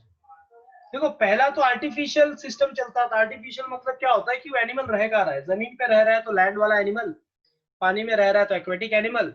लेकिन जब उन्होंने और स्टडी किया तो क्या देखा कि जमीन वाला जो है पानी में चला गया। So it was very difficult for them to classify. तो विटेकर ने बोला वो सब चीजें हटाओ, कुछ नेचुरल मेथड लेते हैं क्राइटेरिया फॉर क्लासिफिकेशन। सबसे पहला क्या लेंगे हम लोग, सेल ऑर्गेनाइजेशन। सेल ऑर्गेनाइजेशन का मतलब ये हो जाता है कि आप जो भी एनिमल के बारे में पढ़ रहे हो, मुझे फर्क नहीं पड़ता कि वो कहाँ रह रहा है, लेकिन आप खाली इतना बताओ कि वो एनिमल क्या है, वेदर इट इज प्रोकैरियोट और इट इज यूकैरियोट। समझ में आया बात? दूसरा जो क्राइटेरिया इन्होंने लिया वो था बॉडी ऑर्गेनाइजेशन। बॉडी ऑर्गेनाइजेशन का मतलब क्या हो जाता है कि वो एनिमल जो है, यस वेरी गुड, वो सिंगल सेल का बना है या मेनी सेल का बना है। अच्छा, अगर मैंने कह दिया, देखो प्रोकैरियोट है तो मल्टी सेलुलर हो नहीं सकता। All the prokaryotes they have to be what, unicellular, ठीक है। यूकैरियोट यूनिसेलुलर हुआ तो आप प्रोटिस्टा में डाल दो। यूकैरियोटिक मल्टी सेलुलर हुआ तब आप उसे फंजाई, प्लांटी, एनिमेलिया किसी एक में डालोगे। ये बेसिक क्राइटेरिया है to be taken care of. तीसरा जो आता है वो है मोड ऑफ न्यूट्रिशन। तो जैसे ही मोड ऑफ न्यूट्रिशन की बात करोगे तो डिपेंड ये करता है कि वो क्या खा रहा है, अपना खाना खुद बना रहा है तो आप कह दोगे यस, तो आप कह दोगे ऑटोट्रॉफिक है। अब ऑटोट्रॉफिक में कौन आ जाता है, प्लांट्स। अच्छा, ऑटोट्रॉफिक नहीं है तो दूसरों से खाना ले रहा है तो क्या कह दोगे आप उसे, हेट्रोट्रॉफिक। अब हेट्रोट्रॉफिक में भी आपके पास दो ऑप्शन है, या तो सड़ी गली चीजें खाएगा तो आप उसे क्या कह दोगे, सैप्रोफाइटिक, या तो किसी को नुकसान पहुंचा के खाना खा रहा है तो आप उसे क्या कह सकते हो, पैरासाइटिक। कोई डाउट है इसमें? मोड ऑफ न्यूट्रिशन क्लियर है? अच्छा, उसके बाद जो आता है वो है लाइफस्टाइल। इनका लाइफस्टाइल क्या है, अब देखो जैसा मोड ऑफ न्यूट्रिशन वैसा लाइफस्टाइल। एक लाइफस्टाइल क्या हो सकता है, दे कैन बी प्रोड्यूसर, ये एक लाइफस्टाइल हो सकता है ना। प्रोड्यूसर मतलब ऑटोट्रॉफिक, और दे कैन बी कंज्यूमर। कंज्यूमर मतलब क्या बोलोगे, हेटेरोट्रॉफिक, या तो आप उसे क्या कह दो, डिकम्पोजर। डिकम्पोजर मतलब क्या बोलोगे आप, डिकम्पोजर में क्या डालोगे क्राइटेरिया में, दे आर सैप्रोफाइटिक। कोई डाउट है इसमें? क्लियर एवरीवन, क्राइटेरिया क्लियर हो गए? हाँ, अब एक से रुक जाओ। पर्पस ऑफ बायोलॉजिकल क्लासिफिकेशन क्या था? तो हम ये कह सकते हैं कि जो पर्पस था वो ये था कि वास्ट नंबर ऑफ प्लांट्स और एनिमल्स को हम उनके कैटेगरीज में आराम से दे सके, उनका नामकरण कर सके और उसको हम अच्छे से याद कर सके, इसलिए बायोलॉजिकल क्लासिफिकेशन आया। अच्छा, we must stress here understanding basic, हमें बहुत ज्यादा स्ट्रेस देना पड़ेगा कि उनको समझना पड़ेगा कैसे सारे एनिमल्स इवॉल्व हुए। जैसे fungus and members of Monera protista, इनके पास सेल वॉल तो है लेकिन ये किंगडम प्लांटे में नहीं आते। ठीक है, किंगडम प्लांटे को हमने क्या बोला, प्लांट्स के पास सेल वॉल होता है, तो वही आप देखो फंगस के पास भी सेल वॉल है, मोनेरा के पास भी सेल वॉल है, प्रोटिस्टा के पास भी सेल वॉल है, but they are not included in the same kingdom. क्यों? क्योंकि इनमें से कोई भी खाना खुद नहीं बना सकता जो सिर्फ प्लांट कर सकता है। समझ में आई बात? तो इसलिए जो है सिंपल क्लासिफिकेशन की जरूरत थी। तो इस चैप्टर में हम 5 किंगडम क्लासिफिकेशन को पढ़ते हैं। देखो, जो सबसे पहला सिस्टम बेस था वो 1 और 2 कैरेक्टरिस्टिक को ध्यान में रखा जाता था। Living organism, plants, animals. Plants में क्या पढ़ते थे, हर्ब, शर्ब्स और ट्रीज। 3 टाइप आ जाते हैं। हर्ब्स क्या होते हैं, छोटे प्लांट्स होते हैं। श्रब्स छोटे होते हैं विद मेडिसिनल यूज और वो सब सारी चीजें उसमें आ जाती है, रोज काइंड ऑफ थिंग। ट्रीज बड़े बड़े होते हैं। फिर एनिमल्स को हमने किसमें पढ़ा, anaima and enaima. What is that, animal with RBC और एनिमल विदाउट आरबीसी। तो फिर 2 किंगडम क्लासिफिकेशन आया। देखो ये 2 किंगडम क्लासिफिकेशन, जैसा मैंने कहा, it was given by Linnaeus. अब लिनियस ने जब 2 किंगडम क्लासिफिकेशन दिया, he focused on what, plants and animal. That was very simple. इस सिस्टम ने कुछ चीजों को डिस्टिंग्विश नहीं किया। पहला, वो प्रोकैरियोट यूकैरियोट्स उसको मतलब नहीं था। यूनिसेलुलर मल्टीसेलुलर को ध्यान नहीं दे रहा था। फिर फोटोसिंथेटिक और नॉन फोटोसिंथेटिक को भी वो डिस्टिंग्विश नहीं कर पा रहा था। और organism which share the properties of both plant and animals, जैसे क्लैमिडोमोनास हो गया, यूग्लिना हो गया। यूग्लिना तो ऐसा है ना जो प्लांट की तरह खाना भी बनाता है और जब लाइट अवेलेबल नहीं है दूसरे को मार के भी खाता है। मतलब वो प्लांट और एनिमल दोनों की प्रॉपर्टीज दिखा रहा है। इवन क्लैमिडोमोनास का भी वही कहानी है। तो उनको कहाँ प्लेस करे, प्लांट में या एनिमल में, it was very difficult. As a result this 2 kingdom classification was rejected. कोई डाउट है इसमें? फिर हमने पढ़ा था 3 किंगडम क्लासिफिकेशन। अब 3 किंगडम क्लासिफिकेशन किसने दिया था, तो मैंने कह दिया था, हैकल ने दिया था। हैकल ने 3rd किंगडम जो इंट्रोड्यूस किया था वो क्या था, प्रोटिस्टा। अब इसने प्रोटिस्टा में बहुत सारे यूनिसेलुलर ऑर्गेनिजम्स को ले लिया, fungus, protozoan, bacteria, slime mould, सबको एक ही ग्रुप में ढकेल दिया। तो प्रोटिस्टा इस तरह से जो है एक किंगडम बना। लेकिन उसमें भी प्रॉब्लम ये हो रही थी कि यूनिसेलुलर प्रोकैरियोट, यूनिसेलुलर यूकैरियोट, इनको जगह नहीं मिल रहा था। So what happened, then came the 4 kingdom classification, जो मैंने आपको नहीं बताया। 4 किंगडम क्लासिफिकेशन किसने दिया था, it was given bye Copeland. और उसने किसको इंक्लूड किया, include Monera, the 4th kingdom, which includes the prokaryotic organism like eubacteria और आर्कीबैक्टीरिया को उसने डाल दिया। यूबैक्टीरिया, आर्कीबैक्टीरिया याद है, अगर हमने 3 डोमेन्स ऑफ लाइफ को पढ़ा होगा ध्यान से, उसके अंदर किया। लेकिन इसमें फिर भी प्रॉब्लम कहाँ था, फंगस के लिए जगह नहीं था। तो फाइनली जो क्राइटेरिया एक्सेप्ट किया गया कौन सा था, 5 किंगडम क्लासिफिकेशन। बहुत वाइडली एक्सेप्टेड हुआ। आर.एच. विटेकर ने दिया। 5 किंगडम कौन कौन से थे, हम कहते हैं Monera, protista, fungi, Plantae, Animalia. उसने सबसे पहले क्या दिया, सेल स्ट्रक्चर, प्रोकैरियोटिक है या यूकैरियोटिक, बॉडी यूनिसेलुलर या मल्टीसेलुलर, मोड ऑफ न्यूट्रिशन, खाना क्या खाता है, autotrophic, heterotrophic, reproduction, sexual, asexual. Then he also focused on phylogenetic relationship. What is phylogeny, phylogeny word means evolution. ठीक है, इवोल्यूशन के ऊपर इससे सारी चीजें पढ़ी। कोई डाउट है इसमें एवरीवन? हाँ, क्लियर। क्लियर। अब जो है ना, इन देखो, अब ये जो किंगडम्स बन रहे हैं ना, ये सारी चीजें, क्लैमिडोमोनास, स्पाइरोगायरा, इनको एक ग्रुप में रखा गया, कैसे अलग अलग चीजें की गई। तो ये जो पूरा का पार्ट है, ये देखो 5 किंगडम क्लासिफिकेशन दिख रहा है, हम इसी को डिटेल में स्टडी करेंगे। ठीक है, so let's come back to our board and let's understand this. तो सबसे पहला किंगडम कौन सा पढ़ने वाले हम लोग, first kingdom is, yes, it is kingdom Monera. So we need to understand that kingdom Monera is the first very important kingdom. अब इसमें ना कुछ कैरेक्टरिस्टिक्स हमें जनरल पढ़ने होंगे, तो हम इसको ऐसे लाइन बना के मैं यहाँ पे लिख देता हूँ।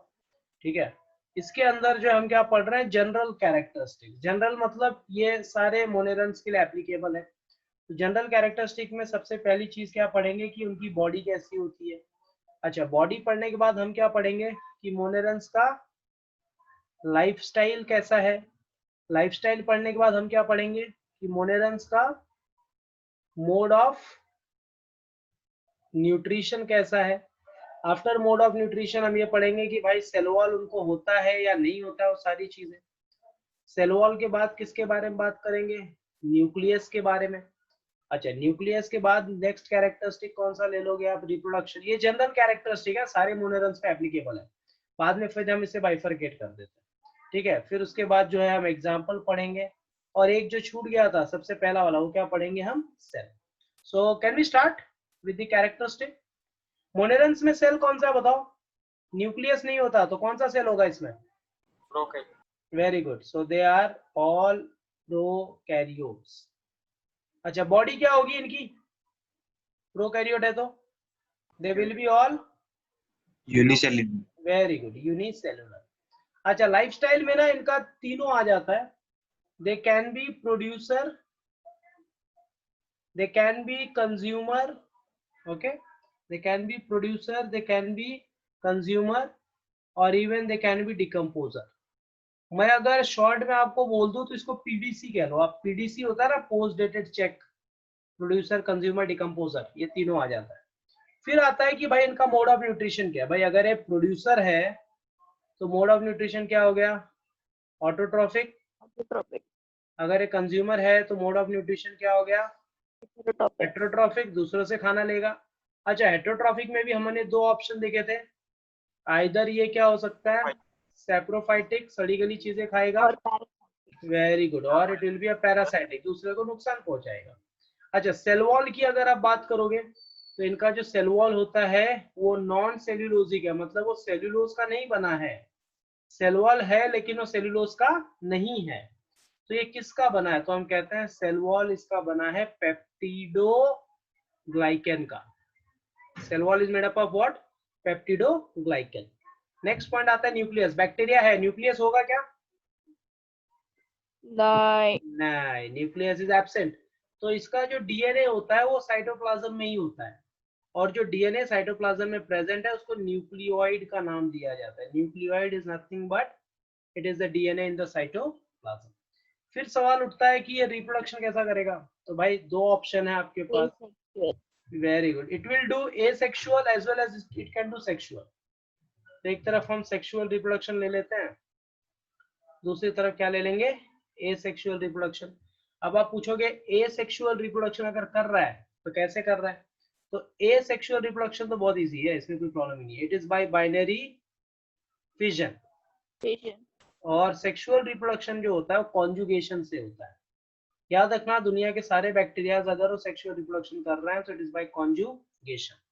और लास्ट अपने पास जो आता है वो है एग्जाम्पल। तो एग्जाम्पल में तो आप बहुत सारे भर सकते हो, ठीक है, but for the time being मैं क्या भर देता हूँ, सिर्फ एक मामूली सा बैक्टीरिया। कोई डाउट है इसमें, is the lifestyle clear everyone, is this Monera basic general characteristic, yes और नो, हाँ। ठीक है। अभी इसके बाद जो हम देखेंगे वो होगा शेप। बैक्टीरिया के अलग अलग शेप होते हैं, और उन अलग अलग शेप के हिसाब से भी जो है इनकी बॉडी को क्लासिफाई किया गया है। So let's understand. Now there are different shapes of bacteria. So with respect to shapes, सबसे पहला तो चलो एक रॉड शेप बैक्टीरिया बना लेते हैं। Second, it can be spherical also, हमने कह दिया चलो स्पेरिकल शेप का बैक्टीरिया हो गया। कभी कभी कॉमा शेप का भी होता है, तो हमने यहाँ पे कॉमा लिख दिया, ठीक है। और एक अपने पास क्या हो जाता है, spiral. So you have these shapes of bacteria. So when I say rod shape, they are like this, and rod shaped bacteria they are always called as bacillus, याद रखना। फिर आता है स्पेरिकल, ये स्पेरिकल गोल शेप, गोल shape bacteria को हम कोकाई कहते हैं, it is called as cocci. फिर कॉमा शेप बैक्टीरिया, यानी ये देखो ये कॉमा शेप है, कॉमा शेप को हम विब्रियो कहते हैं।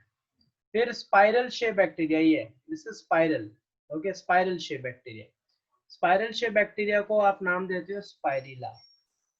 अब यहाँ पर ये जो कोकाई है ना, उसकी अलग कहानी है।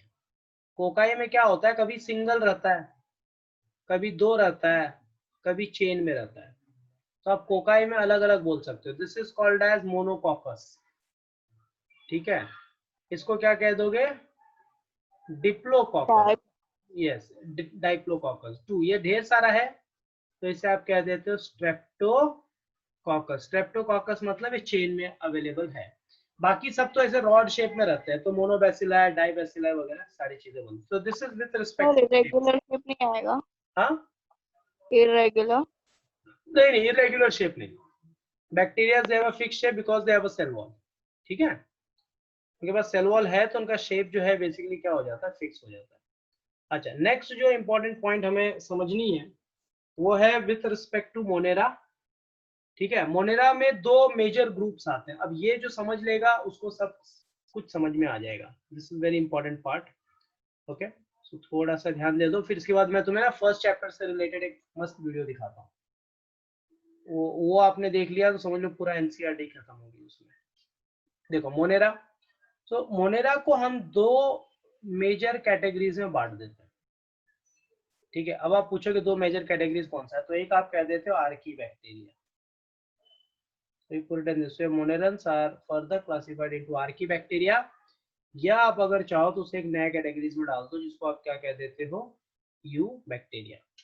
सवाल ये उठता है आर्की बैक्टीरिया की कैरेक्टरिस्टिक क्या है।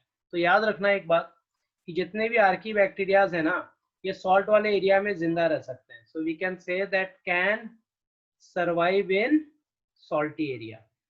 तो जो भी बैक्टीरिया सॉल्टी एरिया में सर्वाइव कर जाता है उसको हम एक नाम देते हैं, क्या कहते हैं, हेलोफाइल्स।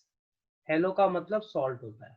तो आर्की बैक्टीरिया जो है डेजर्ट सॉल्ट में सर्वाइव कर सकते हैं, तो इनको हम हेलोफाइल्स कह देते हैं, ठीक है। अच्छा, एक और बात है, कुछ आर्की बैक्टीरिया ऐसे हैं जो हॉट स्प्रिंग्स में भी सर्वाइव कर सकते हैं। एकदम नीचे जो होते हैं ना, समुद्र के अंदर जहाँ पे सनलाइट भी नहीं पहुंचता, वहां पर ये बैक्टीरिया जिंदा पाए गए, ये ध्यान में रखना। तो दे can survive in hot spring. और अगर हॉट स्प्रिंग में सर्वाइव कर पा रहे हैं तो इन्हें हम क्या कहते हैं, they are called as thermoacidophiles. क्या कह देते हैं इनको, थर्मो एसिडोफिल। फिर कुछ जो होते हैं ऐसे आर्की बैक्टीरिया जो है, they can survive in marshy areas. Marshy area मालूम है ना, दलदल वाली एरिया, ठीक है। So they can survive in that marshy area also. अच्छा, कुछ जो आर्की बैक्टीरियाज होते हैं कुछ, वो मिथेनोजेंस होते हैं। मिथेनोजेंस मतलब क्या होता है मालूम है, ये वो बैक्टीरियाज होते हैं जो मीथेन नाम का गैस रिलीज करते हैं। मीथेन याद है, बायोगैस में पाया जाने वाला कॉमन गैस है ये, ठीक है। और जितने भी आर्की बैक्टीरियाज होंगे, they are going to have their unique cell wall. So this very important part to be taken care of, याद रखना, ठीक है। तो जितने भी आर्की बैक्टीरियाज हैं, they all have their unique cell wall. इनके पास खुद का अपना यूनिक सेल वॉल होता है। अच्छा, मिथेनोजेंस मतलब क्या, वो बैक्टीरिया जो क्या रिलीज करते हैं, मीथेन गैस। तो याद रखना, bacteria which releases CH4 gas. अब ये कहाँ पाए जाते हैं, तो एक सिंपल सा मैं तुम्हें एग्जांपल देता हूँ। रूमिनेंट एनिमल्स मालूम है आपको, रूमिनेंट जैसे काऊ हो गया, गाय क्या करता है, पूरा खाना अंदर भर लेता है पेट में, फिर एक जगह बैठ जाता है, ढकार मार के पूरा खाना मुंह में लाके फिर बैठ के चबाता है। देखा है तुम लोग ने काऊ को ऐसा, तो मुंह में उसके झाग भी बन जाता है बहुत सारा, ठीक है। तो रूमिनेंट एनिमल्स के स्टमक में ये बैक्टीरियाज प्रेजेंट होते हैं, और ये जो बैक्टीरियाज होते हैं जो प्रेजेंट है वो मिथेनोजेंस रिलीज करते हैं। सो बेसिकली ये जो बैक्टीरियाज है ना, bacteria helps in digestion of cellulose, ठीक है। जो प्लांट का सेल वॉल होता है ना, सेलुलोज उसको डाइजेस्ट करता है। और इसी के लिए गाय वाय कहीं पे भी फार्टिंग करती है ना, फार्ट मालूम है ना सबको क्या होता है, हाँ, फार्ट में जो है वो मीथेन गैस रिलीज करती है, ये ध्यान में रखना। फार्टिंग के वक्त तो मीथेन गैस रिलीज करती है। तो इस तरीके से मीथेन गैस जो है रूमिनेंट एनिमल्स में पाया गया। इसी के लिए देखो, जो बायोगैस बनाया जाता है, बायोगैस प्रोडक्शन के लिए हम गोबर का इस्तेमाल करते हैं। क्यों गोबर का इस्तेमाल किया जाता है, क्योंकि गोबर जो है इसके अंदर ये सारे मीथेन वाले प्रॉपर्टीज होते हैं, ठीक है। कोई डाउट है इसमें, रूमिनेंट प्रॉपर्टीज वाली, क्लियर है इतना एवरीवन? हाँ ना बोलो भाई। हाँ अच्छा, नेक्स्ट जो है यू बैक्टीरिया। यू बैक्टीरिया की जब आप बात करोगे तो इनके पास जो है रिजिड सेल वॉल होता है। सबसे बड़ी बात, दे हैव वेरी रिजिड, बहुत ही कड़क जो है इनके पास सेल वॉल होता है। This is the first property. अच्छा, ये मोटाइल होता है, एक जगह से दूसरी जगह चल सकता है। प्लस इनके पास क्या होता है, फ्लैजेला होता है। और इसके अंदर जो कैटेगरीज आएंगी ना, देखो जब आप इसके बारे में बात करोगे तो इसमें साइनोबैक्टीरिया आते हैं, हेट्रोट्रॉफिक बैक्टीरियाज आते हैं, वो सारी चीजें आ जाएंगी। तो चलो बिना समय गंवाए पहला बैक्टीरिया पढ़ लेते हैं, that is cyanobacteria. Cyanobacteria is one of the you bacteria that we need to take care of, और इसके बारे में हम स्टडी करते हैं। Okay, so let's study about cyanobacteria. कोई पूछा साइनोबैक्टीरिया क्या होता है, तब आप कह दो cyanobacteria is nothing but BGA. BGA का full form blue green algae. याद रखना, साइनोबैक्टीरिया ब्लू ग्रीन एल्गे होता है। और इसके अंदर क्या पाया गया, तो हम कहते हैं क्लोरोफिल ए। क्लोरोफिल ए है, प्लस ये कैसे होते हैं, यूनिसेलुलर, सिंगल सेल के बने होते हैं। दूसरी खास बात, ये कॉलोनियल है। कॉलोनियल मतलब ग्रुप में रहते हैं। फिर ये फिलामेंटस हैं। फिलामेंटस मतलब ऐसे लंबे लंबे फिलामेंट्स के फॉर्म में रहेंगे। And what they form, it form blooms. तुमने एल्गल ब्लूम का नाम सुना है, हाँ या ना? एल्गल ब्लूम क्या होता है, जब भी बहुत ज्यादा एल्गे पानी में ग्रो हो जाता है ना, तो एल्गे क्या करता है, पानी का पूरा ऑक्सीजन खा जाता है। और पानी का ऑक्सीजन खा जाने की वजह से जो पानी के अंदर रहने वाले फिशेस वगैरह होती हैं वो मर जाती हैं, और उस वजह से उसको हम एल्गल ब्लूम कहते हैं। ठीक है। साइनोबैक्टीरिया का और एक इंपॉर्टेंट रोल है, cyanobacteria it helps in nitrogen fixation. तो नाइट्रोजन फिक्स करने के काम में आता है। अच्छा, यहाँ पे उन्होंने एक एग्जांपल दिया है, नॉस्टॉक। नॉस्टॉक के पास हेट्रोसिस्ट होता है, क्या है मैं तुम्हें समझाता हूँ। नॉस्टॉक भी नाइट्रोजन फिक्सर है। देखो क्या होता है, जैसे मान लो ये सारे नॉस्टॉक हैं, ठीक है। इनमें से क्या होता है, एक जो नॉस्टॉक होगा ना, कोई भी एक नॉस्टॉक, सारे नहीं, ये सारे नॉस्टॉक हैं जो फोटोसिंथेसिस कर रहा है। ठीक है, ग्रीन कलर के हैं तो definitely they are going to do photosynthesis. अब ये जो नॉस्टॉक है, इन सारे में से क्या होता है, एक जो है अपना शेप बदल लेता है। तो देखो क्या हो जाता है, इसमें से एक जो है ना ऐसा बड़ा हो जाता है, ये इस तरीके का। तो ये बड़ा जब हो जाता है ना, तो ये अपने अंदर जो है एच शेप का कुछ स्ट्रक्चर डेवलप कर लेता है ऐसे। ये देखो, ये एच शेप स्ट्रक्चर है, बाकी सारे के सारे तो कोई पंगा ही नहीं है, नॉर्मल रहेंगे। तो ये जो एच शेप वाला स्ट्रक्चर तैयार हो गया ना इसके अंदर, इसी को आप हेट्रोसिस्ट का नाम देते हो। क्या कहते हो आप इसको, हेट्रोसिस्ट। और यही हेट्रोसिस्ट है जो एटमॉस्फेयर के नाइट्रोजन को फिक्स करता है। याद रखना, नॉस्टॉक में सिर्फ हेट्रोसिस्ट ही नाइट्रोजन फिक्स करेगा। कोई डाउट है इसमें? Clear everyone? हाँ अच्छा, जो नेक्स्ट बैक्टीरिया हमें पढ़ना है वो है heterotrophic bacteria. This is the next category. और जैसे ही आपने हेट्रोट्रॉफिक बैक्टीरिया की बात की, so for heterotrophic bacteria we need to include some different groups. okay, तो ये जो हेट्रोट्रॉफिक बैक्टीरिया होते हैं सारे के सारे डिकम्पोजर्स होते हैं। डिकम्पोजर्स मतलब क्या, सड़ी गली चीजें खाने वाले। अच्छा, ये कर्ड प्रोडक्शन में भी आते हैं। कर्ड मालूम है, दूध का दही बनाते हैं, ठीक है, उस टाइम पे भी हम इसे यूज करते हैं। हेट्रोट्रॉफिक बैक्टीरिया एंटीबायोटिक बनाने के काम में आते हैं। किसी को मालूम है एंटीबायोटिक कैसे बनता है? Do you know how antibiotic is produced? It is also found in leguminous plant. अच्छा, लेग्यूमिनस प्लांट क्या होता है ये बता दो, नहीं सुना हो तो। Yes, anyone? देखो, नोड्स रहते हैं जिसमें हाँ, नाइट्रोजन यस फिक्सेशन होता है। यस यस, वेरी गुड, पता है तो बोला करो। लेग्यूमिनस प्लांट में रूट नोड्यूल्स होते हैं, और यही रूट नोड्यूल्स जो है बेसिकली उसके अंदर एक बैक्टीरिया होता है। क्या नाम है बैक्टीरिया का? Rhizobia. Okay, so it is rhizobium bacteria. और ये राइजोबियम बैक्टीरिया क्या करता है, नाइट्रोजन को फिक्स करता है। अच्छा, एंटीबायोटिक क्या होता है, देखो जैसे समझ लो दो बैक्टीरिया बना लेते हैं। ये बैक्टीरिया है येलो वाला, ठीक है, और एक तरफ येलो बैक्टीरिया है, एक तरफ मान लो ब्लू बैक्टीरिया। तो ब्लू बैक्टीरिया जो है येलो बैक्टीरिया को बोलता है मेरे एरिया में आने का नहीं, मतलब it's no entry zone, you can not enter in my area. लेकिन येलो वाला क्या है, थोड़ा बदमाश है, तो वो क्या करता है, ब्लू वाले के एरिया की तरफ बढ़ता है, और जब ब्लू वाले की तरफ बढ़ जाता है ना, तो ब्लू वाले को गुस्सा आ जाता है, ब्लू वाला एक केमिकल रिलीज कर देता है, और उस केमिकल की वजह से येलो बैक्टीरिया क्या हो जाएगा, मर जाता है। तो इससे हमें ये समझ में आया कि कभी भी अगर हमें येलो बैक्टीरिया की डिजीज हुई है, ठीक है, येलो बैक्टीरिया से अगर आपको कोई डिजीज हुआ है, तो ये जो ब्लू बैक्टीरिया का सिक्रीशन है, ये केमिकल, उसको आप खा दो, and that is what is called as antibiotic. और वही बैक्टीरिया का सिक्रीशन जो है आपको काम आ जाएगा इस येलो बैक्टीरिया के डिजीज को मारने के लिए। समझ में आया बात? क्लियर है सबको? Yes no? जो लास्ट टॉपिक है फिलहाल के लिए वो है माइकोप्लाज्मा। इसके बाद मैं आपको वीडियो दिखा देता हूँ। ये याद रखना, दुनिया का सबसे छोटा बैक्टीरिया में काउंट होता है माइकोप्लाज्मा, ठीक है। माइकोप्लाज्मा की खास बात, नो सेल वॉल, पहली प्रॉपर्टी। दूसरी प्रॉपर्टी क्या है, तो आप कह देते हो भाई it is the smallest cell. तीसरी प्रॉपर्टी क्या है, it can survive without oxygen. एक बात याद रखना, ये बहुत इंपॉर्टेंट चीज है, बिना ऑक्सीजन के भी जिंदा रह सकता है।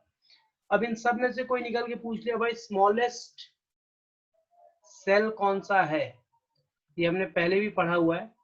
Smallest cell is mycoplasma gallisepticum, ये जो है सबसे छोटा सेल है। कोई डाउट है इसमें? क्लियर है? एक और वर्ड आता है जिसको आप पीपीएलओ कहते हो, PPLO, it stands for pleuropneumonia like organism. So this is what is called as PPLO, ठीक है, प्लूरो निमोनिया लाइक ऑर्गेनिज्म। कोई डाउट है इसमें everyone? Is it clear till here?